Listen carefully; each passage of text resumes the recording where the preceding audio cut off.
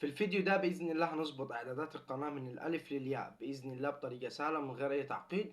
هنظبط كل حاجة مع بعضينا وهنشوف ايه المهم وايه المش مهم وهنقوله في الفيديو. يا ريت تتابعوا الفيديو للآخر ويلا بينا نبدأ الفيديو.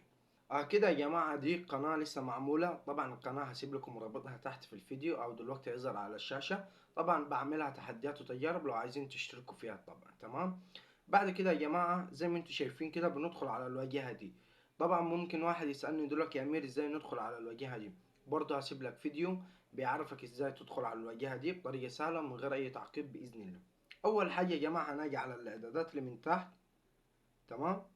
بصوا كده من تحت اهي هتلاقوا إعدادات هندوس عليها. تمام. أول حاجة هيظهر معانا الإعدادات العامة.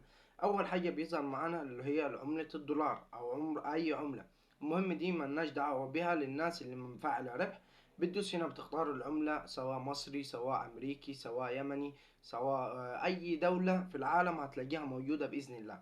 دول الناس المفاعلين ربح. تمام. بعد كده بنجي على القناة. تمام. هنلاقي حاجات مهمة هنا هتظهر معانا. تمام. أول حاجة مكتوب المعلومات الأساسية.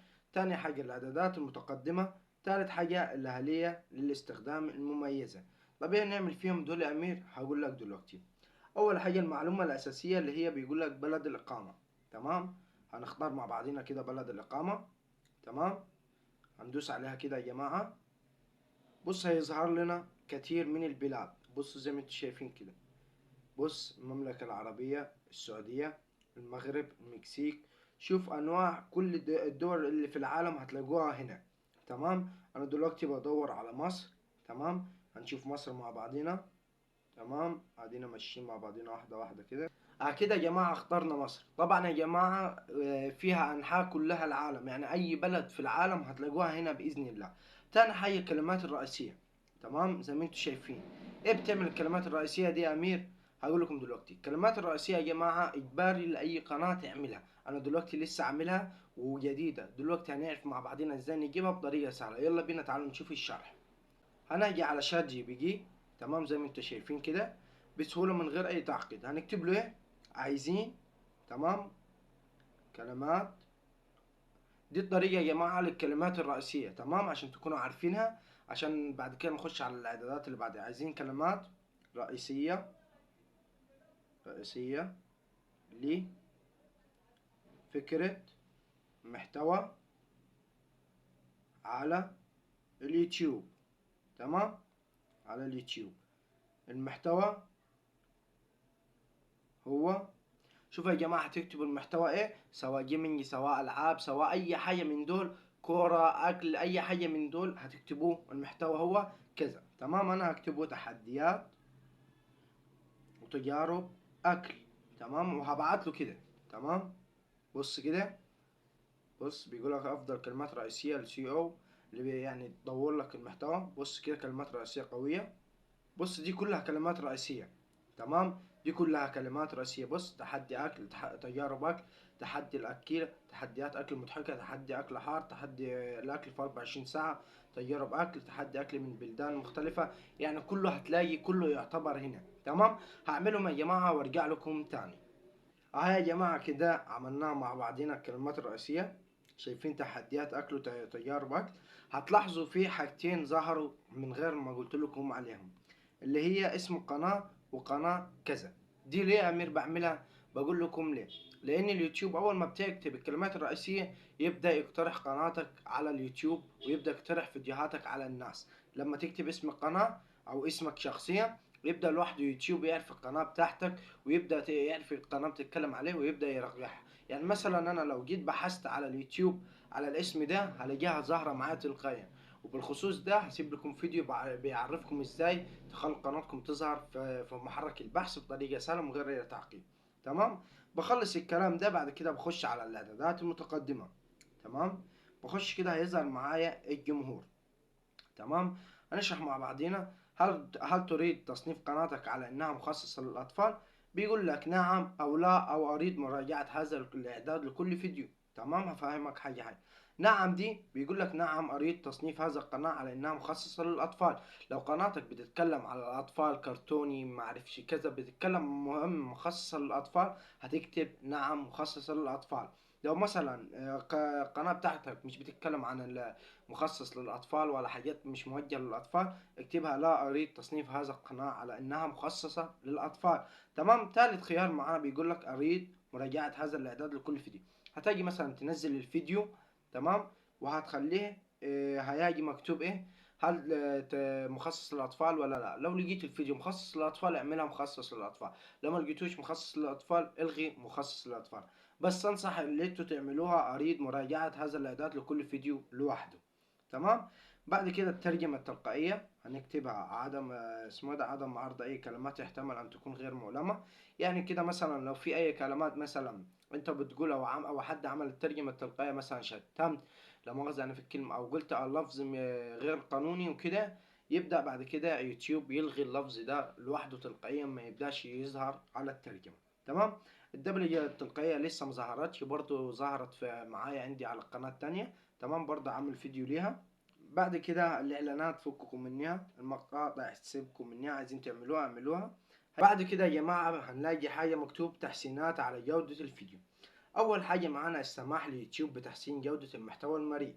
تاني حاجة السماح ليوتيوب بتحسين جودة المحتوى الصوتي. اول حاجه دي يا جماعه بتحسين محتوى المرئي، اللي هو الشاشه اللي انا بكلمكم منها دلوقتي، او اللقطه اللي من التليفون بوريكم الحاجه منها، هو ده المحتوى المرئي، يعني بيحسن الجوده بتاعته. والمحتوى الصوتي اللي هو الصوت اللي بيطلع من المايك بتاعه او من اي حاجه. انا طبعا عشان لسه معيش مايك، ما جبتش لسه مايك حلو وكده، فاعملها تحسين لجودة الفيديو. لكن انت لو معاك مثلا بتعدل على الصوت بتاعك، بتعدل عن المايك، بتعدل عن كذا كذا حاجة، سيب اسمه ما تفعلش الخيار ده عشان ما تلاقيش صوتك صغير ولا رفيع ولا يسبب لك مشاكل. تمام. بعد كده دول هنسيبهم من يوم لهالية لاستخدام المميزات. اول حاجة هيظهر معانا المميزات العادية، بعد كده مميزات مستوى المستوى، بعد كده مميزات متقدمة. اول خيار ده مفعل تلقائيا هتلاقوه. تاني خيار ده ايه لازمته يا امير؟ ده برضو بيقول لك الفيديوهات ده يا جماعة لو فعلتوه هيديكم اقتراح اللي انتوا تنزل فيديوهات تتجاوز مدتها 15 دقيقة، والصورة مصغرة برضو تقدر تعملوها، وفيديوهات بث مباشر برضو تقدروا تعملوها. برضو قبل ما هنزل الفيديو ده بإذن الله هسيب لكم الفيديو بيعرفكم ازاي تفعلوا الخيار ده من غير اي تعقيد بإذن الله. تمام. تاني تالت خيار معانا مميزات المتقدمات. طب ده بيعمل ايه؟ بيقول لك امكانيات تحميل المزيد من الفيديوهات واحداث البث المباشر يوميا. يعني ايه؟ يعني لو قعدت تنزل يوميا مثلا تقدر تنزل اكتر من 10 فيديوهات، اكتر من 3 فيديوهات، اكتر من 6 فيديوهات كده يعني. تمام. لو جينا كده يا جماعة بيقول لك ايه؟ بيقول لك المتطلبات اهي. بيقول لك اول حاجه لتعملوا اثبات هويه عبر الهاتف، لا اما بطاقه تعريف صالحه، لا اما سجل النشاط في القناه. اول حاجه اثبات الهويه عن الفيديو دي يا جماعه، بيقول لك مثلا هتصور نفسك 6 ثواني وش وظهر. تمام. هتجيب الكاميرا من عليك من هنا وكاميرا في وشك ومن الناحيه دي. تمام. دي بطاقه او بطاقه التعريف لو انت معاك بطاقه، لو انت مثلا سنك 16 سنه او اكتر بيبقى معاك بطاقه شخصيه بتاعتك تصورها لهم وش وظهر برضو بيفعلوا لك الخيار ده. بيقول لك سجل النشاط في القناة، برضو لو بدأت تنزل كل يوم فيديو، كل يوم فيديو، كل يوم فيديو، بعد كده قعدت تنزل مثلا تغيب فيديو وبعد كده تنزل تاني، يبدأ يفعل لك الخيار ده تلقائيا. ده طبيعي ميزته. الميزة بتاعته بيقول لك الروابط الخارجية في الوصف الفيديوهات، وبيقول لك تضمن أحداث البث المباشر، بيقول لك إنشاء المزيد من أحداث البث المباشر يوميا، وبرضه إنشاء المزيد من فيديوهات شورتس يوميا، وبيقول لك في إجراء الاختبار AB للعناوين والصور المصغرة، وتحميل المزيد من الفيديوهات يوميا، وأهلية تقدم طلب الاستفادة من ميزة تحقيق الربح. تمام. يعني إجباري لازم تفعلوه الخيار ده. بعد كده هنجي على الإعدادات التلقائية لتحميل الفيديو. تمام. هي في كم حاجة كده لازم نعملها مع بعضينا. أول حاجة بيقول لك إضافة العنوان، ده عدي. الوصف يا جماعة إجباري، إجباري لازم تجيبوا وصف للقناة بتاعتكم بيكون مخصوص. الوصف ده يا جماعة بيعمل إيه؟ الوصف اللي هتكتبوه هنا ده بيظهر تلقائيا على طول على كل فيديو. تمام. عشان تكونوا عارفين هتنزل فيديو من هنا هيظهر تلقائيا الوصف. انت عايز تعمل اعمل، مش اجباري يعني قوي، بس انا بنصحكم تعملوه. مثلا لو عايز تضيف فيديوهات، عايز تضيف معرفش ايه، اعملوه. تمام. بعد كده يا جماعه هيظهر مستوى العرض. تمام. برضو نزلت لكم فيديو على على الحوار ده، روحوا شوفوه برضو. تمام. هنعملها غير مدرج. طبعا بننزل الفيديو هيعرفكم ليه هنعملها غير مدرج. العلامات يا جماعة دي إضافة علامات، هنكتب مثلا اسمنا، تمام، أنا أمير، تمام، أمير، تمام، وهنكتب إيه مثلا، قناة، معاكم اهي تلقائيا كده، قناة، تمام، أمير شرطة الشرطة إكس، بس بالكريم. كده يا جماعة كتبت اسمي واسم القناة بتاعتي. طب ليه أمير؟ عشان اليوتيوب زي ما قلت لكم يبدأ يقترح قناتكم لناس تانية، تمام. بعد كده يا جماعة هناجي على الإعدادات المتقدمة، تمام. هيظهر معانا حاجات، في حاجات ليها لازمة وحاجات لا. أول حاجة معانا الفئة. الفئة دي إجباري لازم تعرفوا الفئة بتاعت قناتكم وتعملوها. أنا في القناة اللي فاتت الفئة بتاعتي تعليم، فالقناة دي لسه ما فيش فئة أعرفها على القناة، لسه هبدأ أبحث على الفئة بتاعت قناتي، وأنتوا هتبدأ تبحثوا وتشوفوا الفئة بتاعتكم وتعملوها. في مثلا ترفيه، وفي الحيوانات، وفي السفر والأحداث، وفي العالم التكنولوجيا، وفي ألعاب الفيديو اللي هو الجيمنج، وفي السفر والحاجات دي كلها، تمام. دي حوار الفئة، تمام. تاني حاجة معانا يا جماعة اللي هي اللغة وشهادة الترجمة.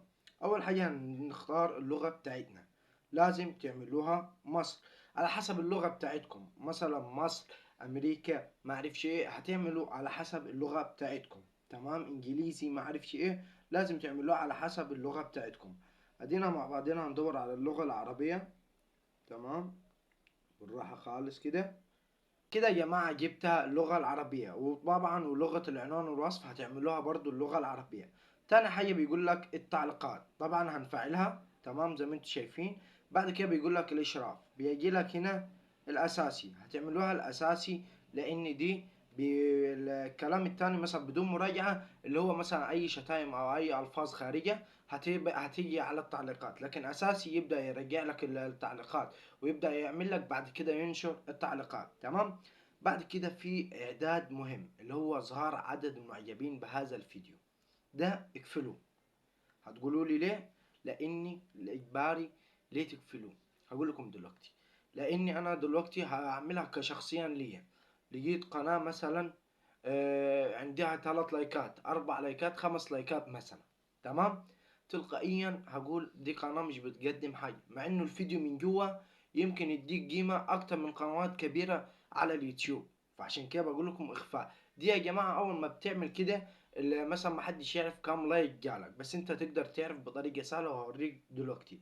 تمام. كده خلصنا يا جماعة كل حاجة. بعد كده هندوس على كلمة حفظ، تمام. كده الاعداد باذن الله هيكون كله اتعامل معنا. طب ازاي يا امير اعرف ان كام لايك جالي؟ هقول لك دلوقتي. هتيجي على الفيديوهات اللي من هنا على الجنب دي، تمام، هيظهر معاك الفيديوهات، تمام. بعد كده هتيجي على المشاهدات، هنا مكتوب بص معجبين، المعجبين 2، بيقول لك نسبة الإعجاب 2، ودي الطريقة الأنسب اللي تقدر تعرف بيها كم واحد عمل لايك.